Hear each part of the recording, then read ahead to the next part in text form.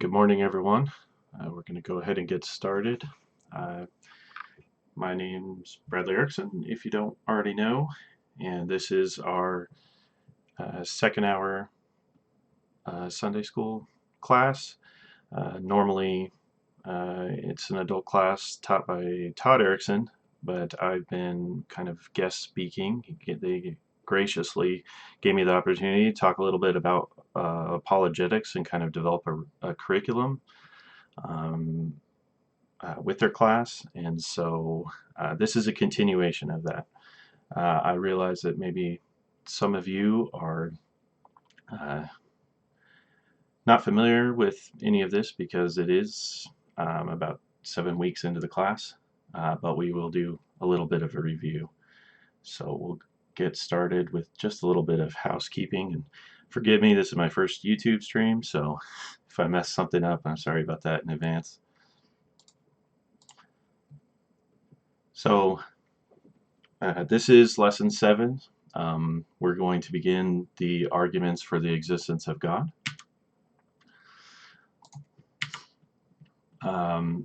If you're interested, I do produce a handout every week that's kind of a rough outline, and that's available at this link on top. It's just a Google Doc that you can copy or print out if you want to take notes. The link is also in the description of the video if you just want to click it directly, don't want to type that in. The other thing we're trying with this, my brother's church uses a application called GroupMe for their small groups during this streaming coronavirus time. Actually, their whole church is connected through it, but that's how they pass information. So if you're interested, I thought we'd give it a shot. I don't know how well it'll work, but it allows us to chat throughout the week or ask questions, do polls. You can get notifications of class times and things like that. Normally this is a class that has a lot of discussion, and that poses a challenge online.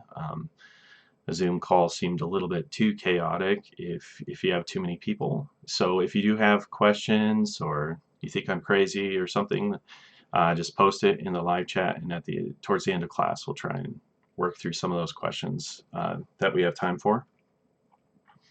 And if you have any feedback, you can let me know throughout the week, and I appreciate it. Like I said, I'm trying to develop this class into something that I could teach over and over, so it may need refining each week.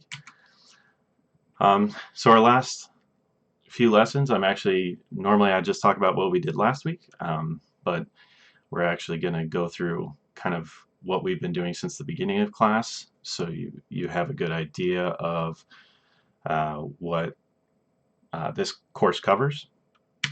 The first is, what is apologetics?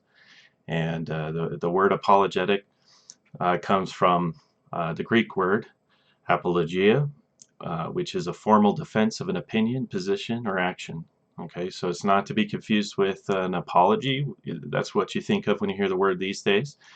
That's an expression of regret. This is more of a defense. It's like a legal defense. It's to make a defense. And this word is used frequently in the New Testament, over 17 times, and I think if you read the book of Acts, you're going to see it demonstrably used. The kind of champion verse for apologetics is 1 Peter 3:15. But in your hearts regard Christ, the Lord as holy, ready at any time to give a defense to anyone who asks you for a reason for the hope that is in you. Okay, so this class is about articulating a defense for what you believe. Okay, sharing those reasons with other people. And so the class really focuses on helping people formulate those reasons more formally and providing them more reasons. And then also we have a portion of the class that's dedicated to kind of tactical conversations with your friends and family who may not believe.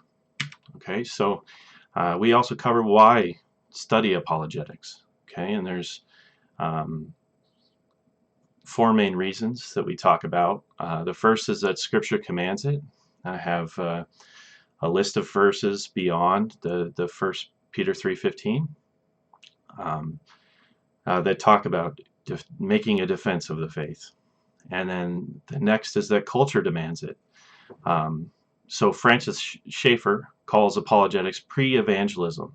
Apologetics lays the groundwork for belief in God through arguments and evidence. In addition, our current culture is deeply saturated in three dominant philosophies: relativism, pluralism, and naturalism. Okay, so relativism says there's no absolute truth. Religious pluralism says there's no exclusive truth in religious. So they're saying that all views are equally true. And then naturalism says there's no supernatural truth. Okay, but we as Christians are presenting an absolute truth to a relativistic culture. We're presenting an exclusivist message to a pluralistic culture, and a supernatural view to a naturalistic culture. Okay, so we're addressing these three issues, and so we need to know how to talk to people that maybe have one or all of these views. And then the next is that the church needs it. This serves as post-evangelism. We went over a lot of the reasons people leave the church and some of the recent surveys that are being done. And so we talked about how we can train people to form a reasoned defense of their faith. We want to avoid that cliche, go off to college and your faith falls apart the first time anyone asks you a question that you can't answer. So it's not about having answers to every question, but it is about understanding what you believe and why there's good reason to believe it. And then the last is that results confirm it. So there's multiple occasions in Scripture where the disciples model using reason and evidence, and people are persuaded as a result. An example is Acts 17:1-4. And then there's also many contemporary stories of people coming to know and trust God through apologetics. Some examples include C.S. Lewis, Lee Strobel, J. Warner Wallace, Nabil Qureshi, Abdu Murray, and many others. And so the next section we moved into is about worldviews. So worldview is how one views and interprets reality. Every person on earth has a worldview, and it's a set of beliefs, values, and presuppositions concerning my life's most fundamental issues. And we talked about how a person's worldview encompasses their theology. Sometimes that's a lack of theology, or they may have a belief in many gods, or one God, or no gods. And then it encompasses how they view reality, how they view knowledge, how they view human beings, and also ethics and moral values. And we talked about how a worldview can be seen like a puzzle. We're trying to match our worldview up with the ultimate reality. And the demonstration that I used is I took a small puzzle and dumped it out on the floor, and then I took another puzzle with much larger pieces and also dumped that in it. And then I showed how sometimes even we as Christians, I think everyone tends to do this, we import pieces of our worldview that don't match. So we're bringing in ideas and philosophies from other worldviews that aren't necessarily true and maybe don't fit with the other pieces, but we're still using them anyway. And so it's important for us to identify that. We want to hold a biblical worldview because that is the best explanation of reality. And so we want to make sure that our worldview that we're holding personally matches up with that biblical worldview, and that we're not importing any pieces from our culture that don't fit, that don't match up. Okay, we talked about also 7 major worldviews and the different religions and belief systems in each of those. So we covered Islam, Zen Buddhism, Hinduism, Neo-paganism, postmodernism, Mesopaganism, and Mormonism, and then a few other topics that we briefly brushed over. But this was, I think, about the bulk of the class. Was we spent 5 weeks on worldviews and tackling how we identify worldview ideas when we're talking to the people around us in our culture, and what happens when we encounter some of those worldviews. And so now the class is taking a shift. I think this is one of the most exciting sections, in my opinion, but everyone's will differ, I guess. Um, and we're going to be talking about the arguments for the existence of God. There are 5 arguments that we're going to be talking about in this section. There are many, many more arguments, and in the handout, I have provided some links to some other books and resources on some additional arguments. So don't think that these are exhaustive, and due to the nature of the class, I mean, we barely brush across each of these. It is an introductory course, so I just want to get you familiar with them and comfortable with kind of talking about them, or researching it more on your own. And some of these arguments may appeal to you, and some may not, and that's okay. We like to look at the broad spectrum of arguments for the existence of God, and also the historicity of Christ, which is the next section after these arguments. So we're going to take a small detour here and talk a little bit about philosophy. I think contemporary philosophy maybe has a little bit of a stigma attached to it, not just for Christians, but even for scientists, as we'll see here shortly. But the reason we're going to talk a little bit about philosophy is many of these arguments for God are philosophical. They rely on scientific evidence to support their claims, but the patterns and the nature of the arguments are philosophical. Okay, and so we're going to be talking about the arena of natural theology, which we covered a little bit in the first course of revealed versus natural theology. But philosophy itself, the word originally means the love of wisdom in Greek. Okay, so from a Christian's perspective, a Christian philosophy is pursuing wisdom, and the Bible talks a lot about that. We have the books of wisdom like Proverbs and Ecclesiastes, Song of Solomon, and some of the philosophy in those books you can see reflected even today. And there has been a resurgence in Christian philosophy over the past 50 years, and I think some of the best philosophy being done today, well, not some of, the best philosophy being done today is being done by Christians, and they're using it as a handmaiden to theology. So Colossians 2:8 comes to mind, and that is, see to it that no one takes you captive through philosophy and empty deception, according to the tradition of men, according to elementary principles of the world, rather than according to Christ. Okay, so there is bad philosophy out there that we're not supposed to be taken captive by. C.S. Lewis said, good philosophy must exist if for no other reason, because bad philosophy needs to be answered. Okay, there is a lot of bad philosophy that you'll hear floating out in the world, and so good Christian philosophy needs to address that. Just going to read one section of Proverbs about wisdom. The Proverbs of Solomon, son of David, king of Israel.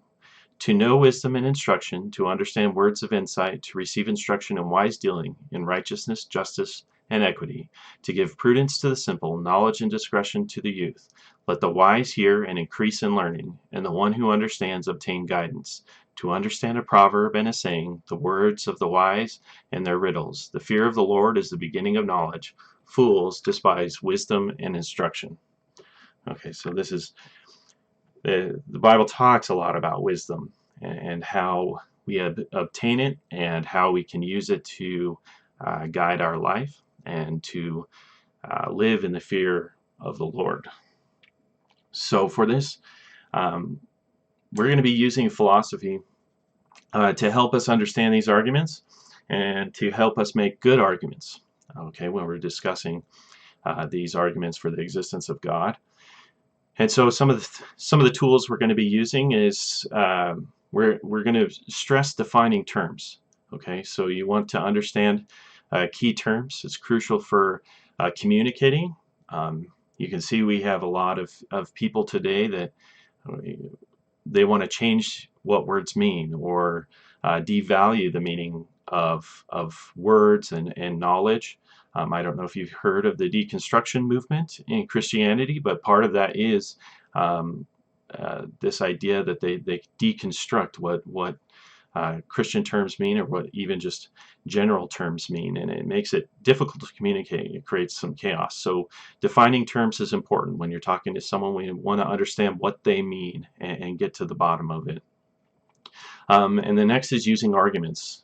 To support a truth claim with good reasons is to give an argument for it.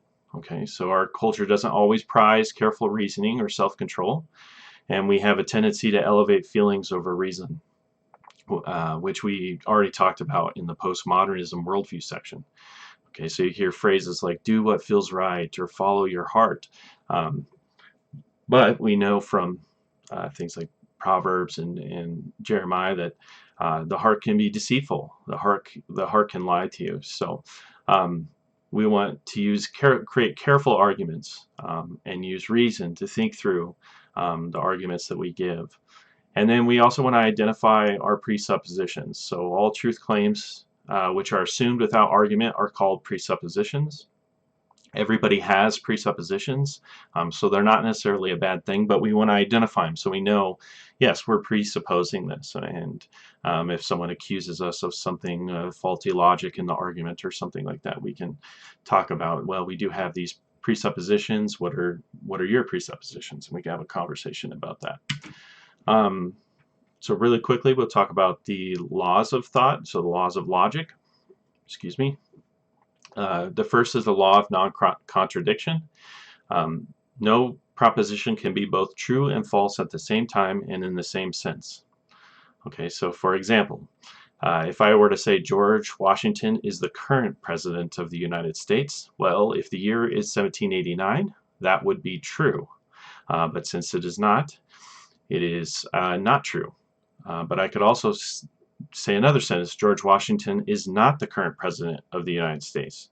Okay, so in 2020 that's true, but in 1789 that is not. So that's where you get the "in the same sense" part. Okay, so it's both true and false, but it's depending on the year, so it's not in the same sense.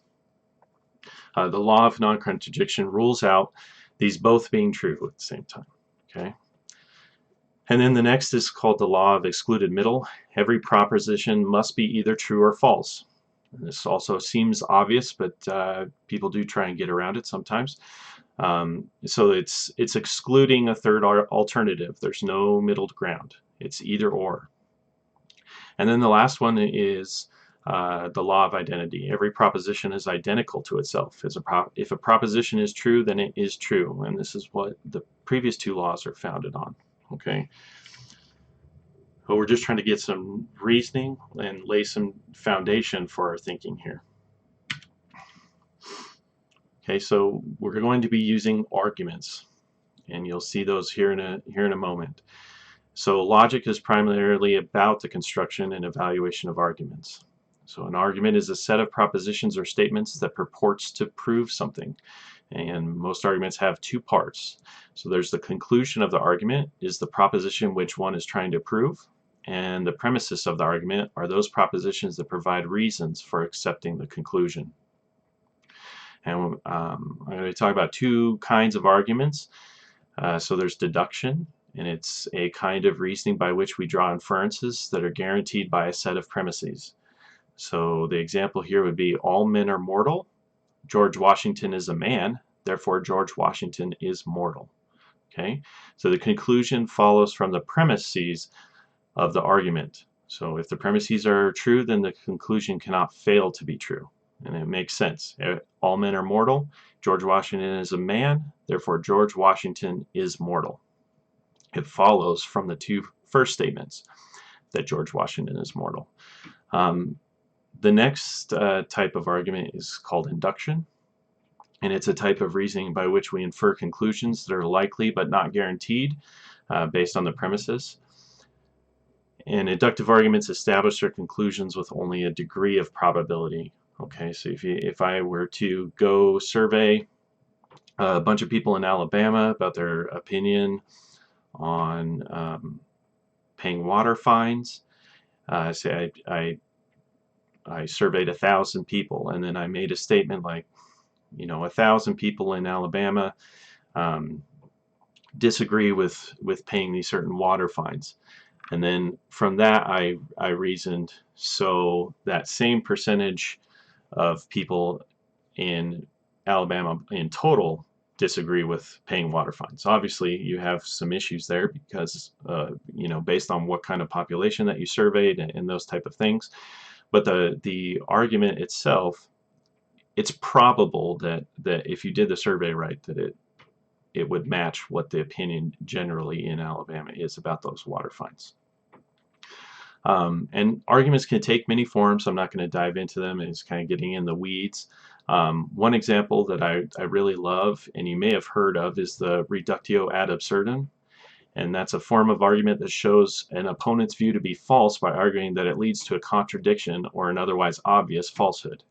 And the reason, I like the idea that it shows someone's reasoning to be absurd, but this is one of my favorite examples of a form of an argument because it's one that is used by Jesus, actually. And if you read in Matthew 12, 25 through 27,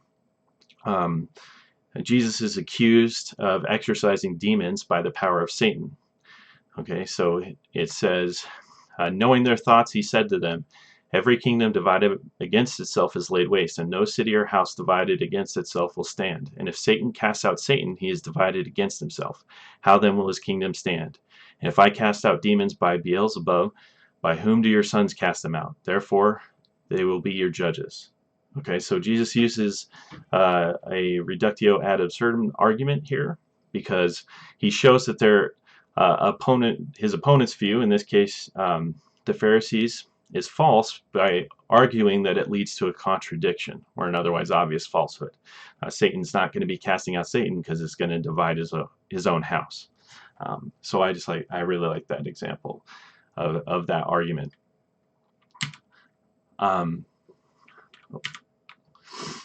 And the last thing we're just going to very quickly touch on is fallacies. You may have heard of a fallacy before.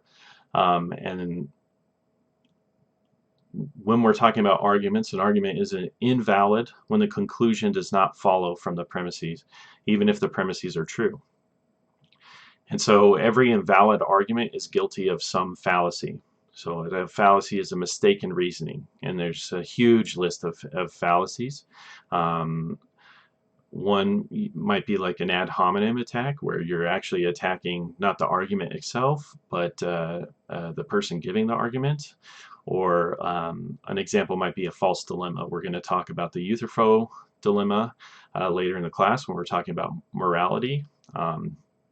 And that is a false dilemma where they present two options and create a dilemma, but there's actually a third route out, so it becomes a false dilemma.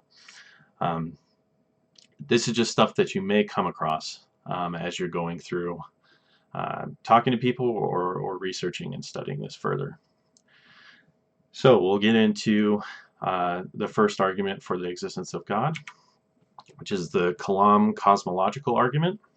And I have a short video, hopefully it works here with the desktop sound, that kind of gives a layman's introduction to it.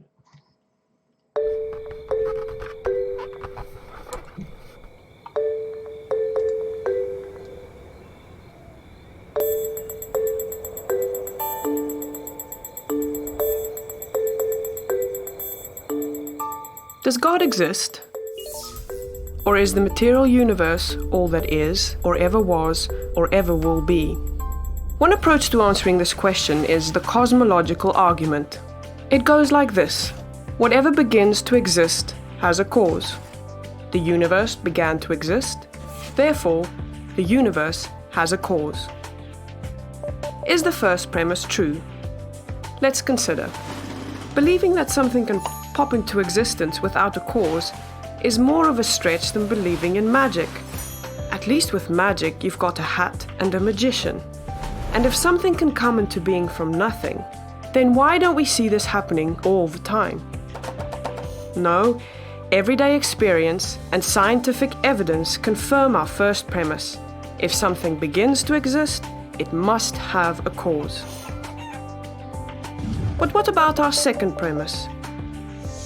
Did the universe begin, or has it always existed? Atheists have typically said that the universe has been here forever. The universe is just there, and that's all. First, let's consider the second law of thermodynamics. It tells us the universe is slowly running out of usable energy, and that's the point. If the universe had been here forever, it would have run out of usable energy by now. The second law points us to a universe that has a definite beginning.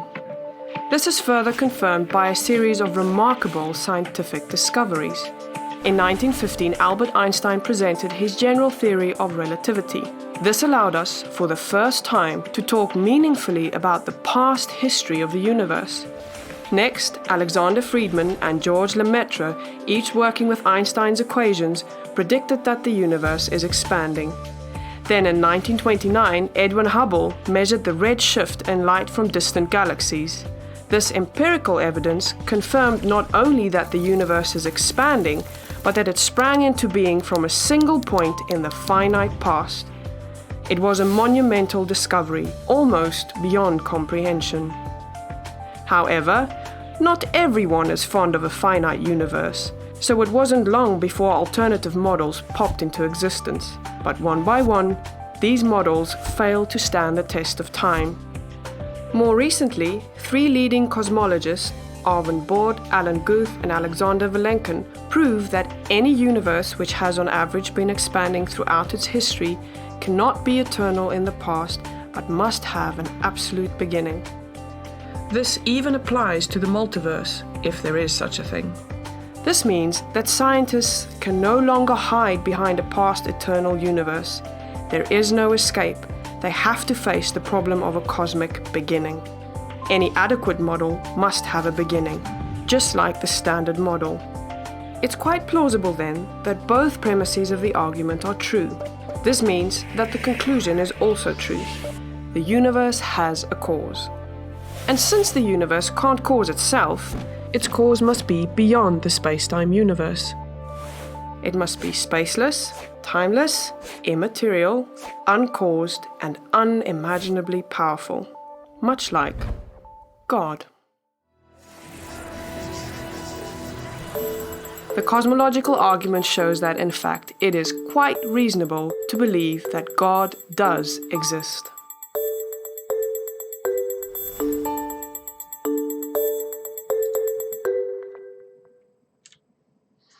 Okay, so I like that video because it gives you everything really quickly, but I think in a way that's easy to understand.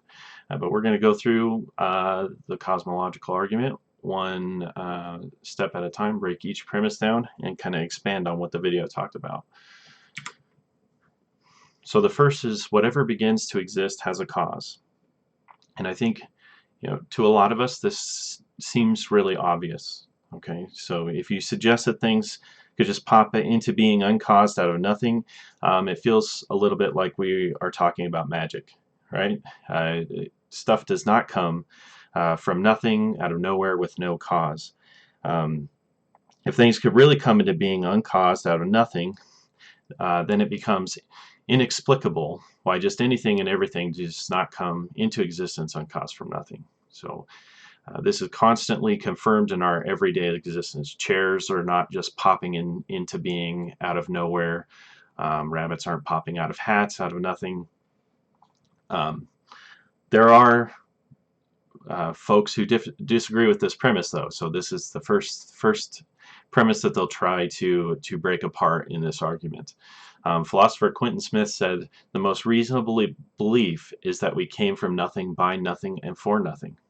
Okay, so it doesn't make a lot of sense to me, but there are people that try to rationalize and call reasonable coming from nothing.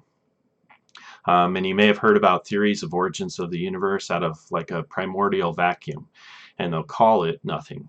But in this case, it's the definition, and this is why defining terms is important. The definition of nothing is wrong, because a vacuum is not nothing. It's a sea of fluctuating energy, endowed with a rich structure and is subject to physical laws. Okay, so they're calling it nothing. They're calling the universe came from nothing, but then they'll describe a vacuum with energy and physical laws and all these things um, that aren't no thing.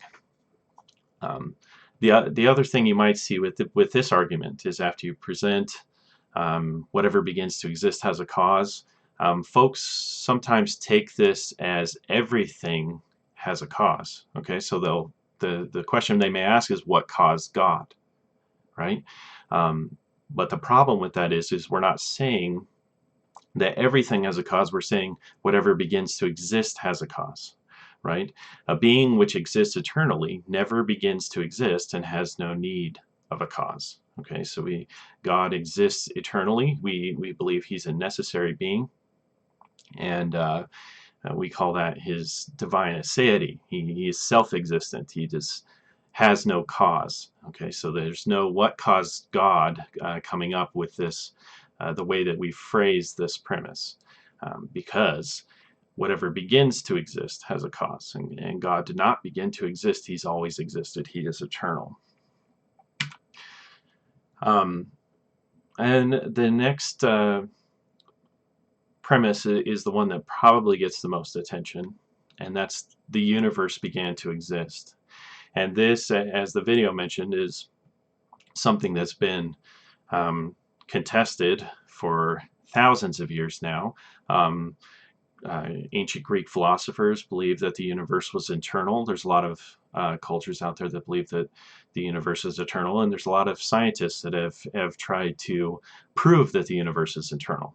Okay, so we're going to talk about some philosophical arguments against an eternal universe, and then we're going to discuss some of the scientific evidence that shows that the universe began to exist.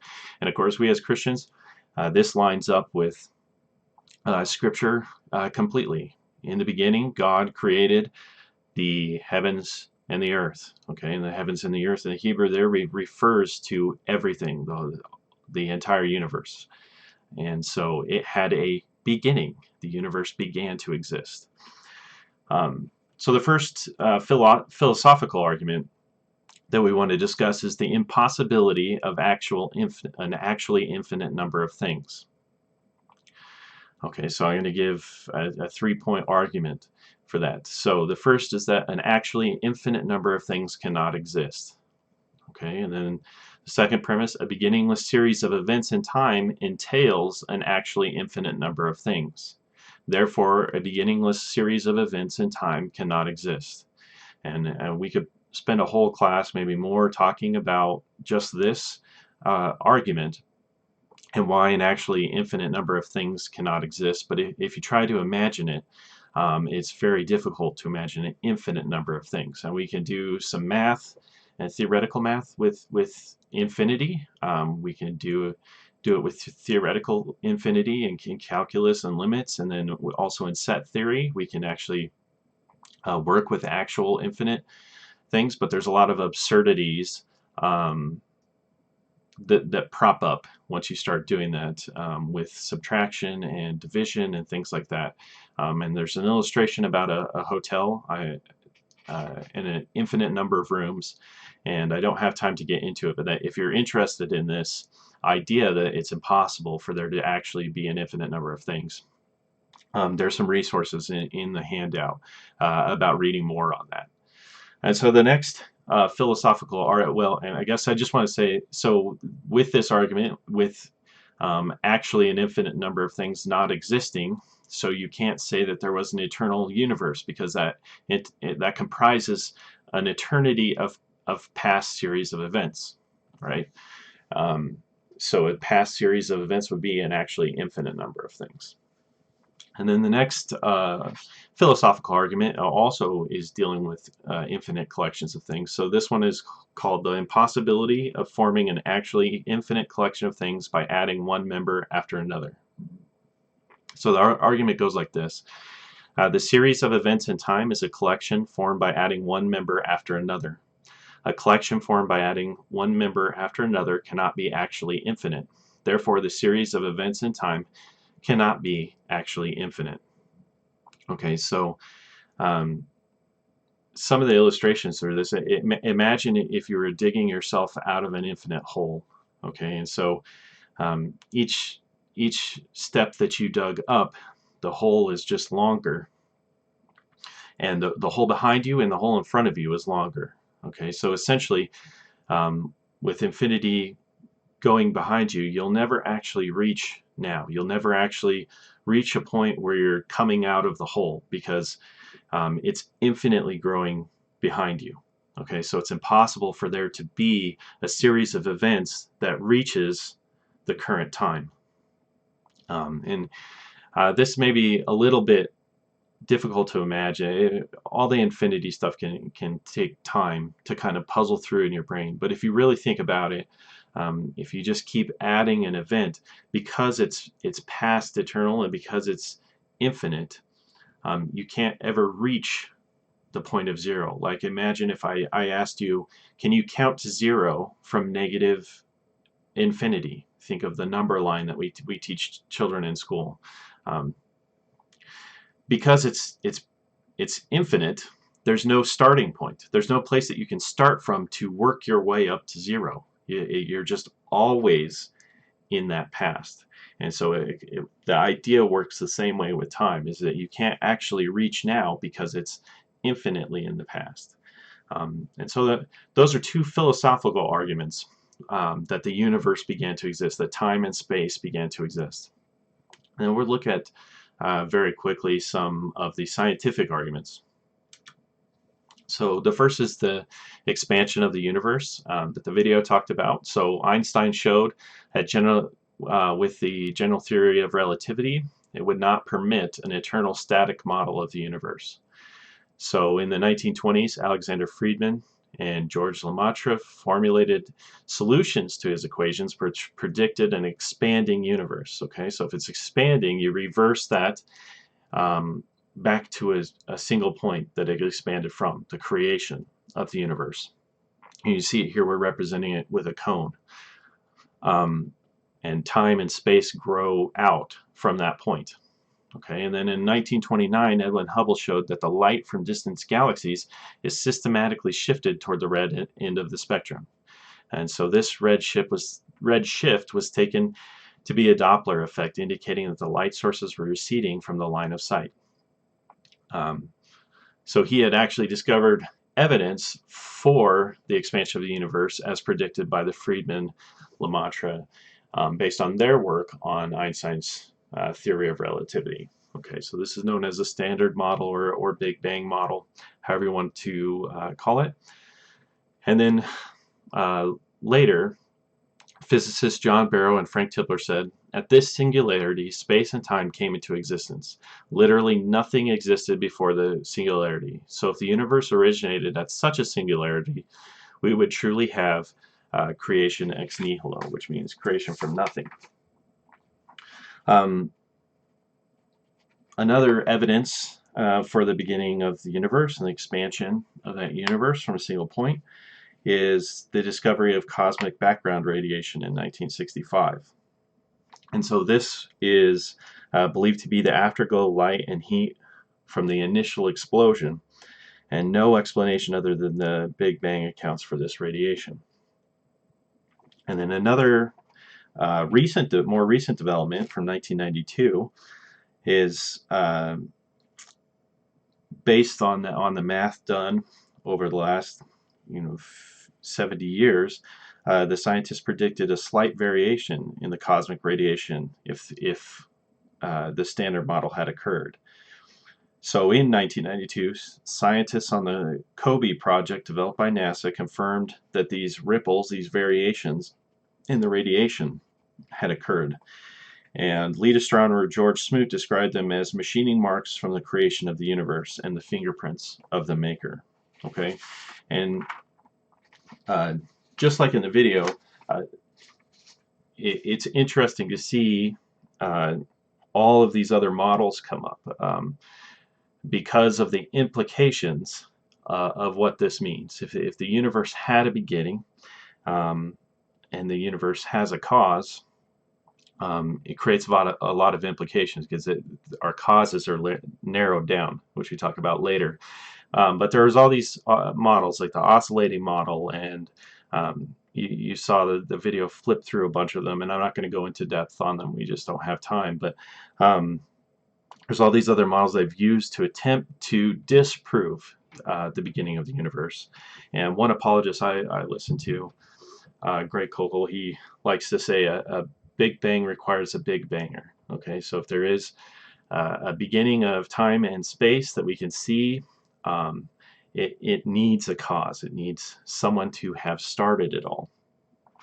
One of the last pieces of scientific evidence I'd like to talk about, and the video talked about, was the thermodynamic properties of the universe. So according to the second law of thermodynamics, processes taking place in a closed system always tends toward a state of equilibrium. Okay, and so we consider the universe to be a closed system. And this has kind of a grim implication. When we talked about atheism and the eschatology of atheism, we are looking at the heat death of the universe. Everything will continue to expand to the point where the universe is basically just frozen. There's nothing left. All the stars will snuff out, and everything will cease to exist as it does now. Okay, so the universe is winding down. It started with all this energy, and all that energy is being burned off until all the atoms are away from each other, and it's just a cold, dead universe. Okay, and so that is the scientific eschatology, or end of the universe that we see on atheism, and that's what the implication of the thermodynamic properties of the universe tell us, is that this is not an eternal universe. It is winding down, and it started from a beginning. And so that gives us reason to believe that the universe has a cause. Okay, so whatever begins to exist has a cause. The universe began to exist, therefore the universe has a cause. Okay, and then the implications of this is that the cause must be timeless because it's outside of time. It must be spaceless. It does not comprise our space. It's supernatural. It is not material. It's beginningless. It is an eternal cause. And it's an uncaused cause, because otherwise you'd have a series of causes, and we just run into the same problem. And then the last implication, I think we have evidence that it's personal. So it's a mind, and it's a powerful mind that can reason the creation of the universe. Okay, and so the cause of the universe's beginning is a personal agent who freely chooses to create a universe in time. Okay, so this argument doesn't it doesn't necessarily take us all the way into Christianity, and that's when we talk about the cumulative case. But this gives us a start. This gives us a basic theism. There must be a being who can create a universe and is personal and can make a decision. He has agency to cause something to happen. And this being is eternal and powerful and not bound by time or space. Okay. Next week we're going to get into a couple of other arguments for God that I showed you earlier, and we're going to try and build a cumulative case. Okay, and as we talked about before, these aren't necessarily arguments that you're just going to whip out and be like, well, now you definitely believe. We're trying to put a stone in folks' shoe. We're trying to share with them arguments, and maybe sometimes, it may come up in a conversation with a coworker or something like that, they may have watched a YouTube video of atheist scientist saying the universe came from nothing, and they're having a conversation about that or something. And this is where you could step in and say, well, I don't think that makes sense. And you can present this argument in a succinct way, and you can present scientific and philosophical evidence that there is a beginning to the universe, and that everything that has a beginning has a cause, and therefore the universe has a cause. Okay. Um, so this is just one of many, as I said, arguments for God. And we have a little bit of time for questions. I haven't seen any questions come in so far, but if you do have a question, we can talk about it. The next week, we're going to talk about the Leibniz's contingency argument and possibly the ontological argument if we have time.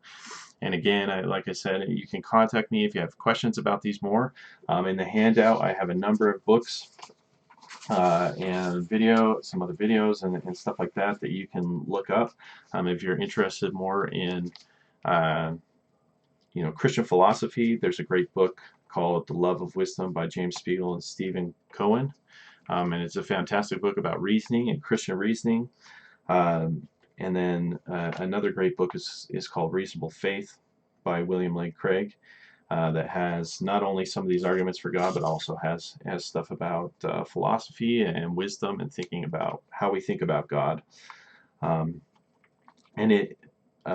Some of the other books about arguments for God that I've included in here are 24 or so arguments for God, the Plantinga Project, and then New Proofs for the Existence of God, Contributions of Contemporary Physics and Philosophy.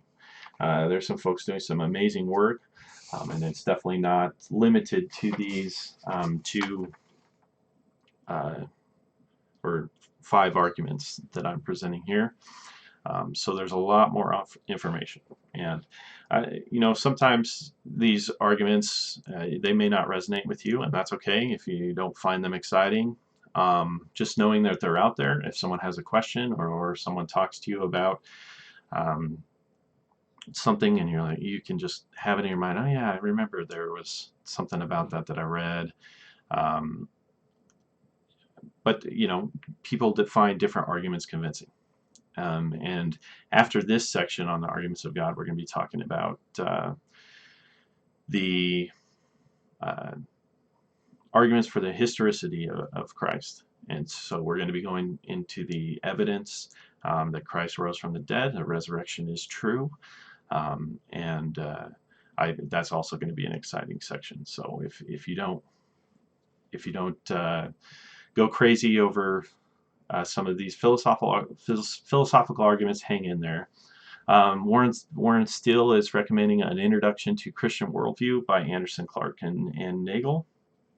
I think any book that gets you thinking about your Christian worldview, I think is great. I haven't read that one, but I'm going to be adding it to my list because I love thinking about these things and thinking about why I believe what I believe, and trying to make sure that my beliefs and how I perceive the world matches up with the Christian worldview, a biblical worldview. So thanks for that recommendation, Warren. So if we don't have any other questions, I'm going to go ahead and close this out with prayer. Like I said, if you want to get a hold of me, if you have any other questions, or you want to find out about, maybe you didn't like this argument, and you want to, argue with me or something like that. Oh, Star says, I'll need you to come with me if I have to present this info. I'm not smart. So it's not a matter. I'll tell you, Star. It's not a matter of being smart. Okay. I couldn't present half of these off the top of my head either. Part of it is just knowing that information is out there, and you could go look it up later, or you can send them that video. I have that video linked in there, and you can say, what do you think about this video? So you don't necessarily have to articulate the whole argument yourself. There's a lot of smart Christian thinkers out there, way smarter than me, and we can rely on them to do a lot of that work for us.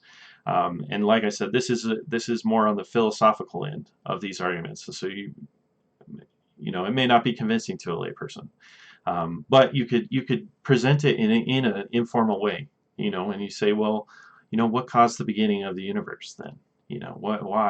Why did why is there something rather than nothing? That's a great way to put that question. And sometimes people haven't thought of that. And so it just puts a stone in their shoe. We're trying to put a stone in their shoe and make them question why they believe what they believe, and start that conversation and open a door. And so you don't have to be like, well, I'm going to formally present this argument. Okay. So you can just casually talk about why is there something rather than nothing, and maybe it starts a broader conversation. And that's really what we're looking for here, is to know that this information is out there. We can rely on it, but really we want to use this to evangelize. We want to use this to talk to people about why we believe what we believe, in the importance of Christianity. So thanks everyone for attending. I hope the stream was okay, and we'll keep working on it. And like I said, get a hold of me if you have any questions, and let's just close with a word of prayer. And I hope to see you all at our our church service here at 10:30. So, Heavenly Father, thank you for a beautiful spring day, and thank you for just the gift of life, the gift of your Son, your love for us. Father, help us to make the most of every opportunity. Help us look for those opportunities, especially in these times. We could take advantage of them and share your love and share your truth with those around us. And I pray you bring more opportunities to talk to people, even if it's over the phone or over chat room, or just maybe the people in our house even, that we can share the gospel with them, and strengthen other believers. And just thank you most especially for your Son's sacrifice, and how that changes the world for us. And in Jesus' name, amen. Have a great day, everybody.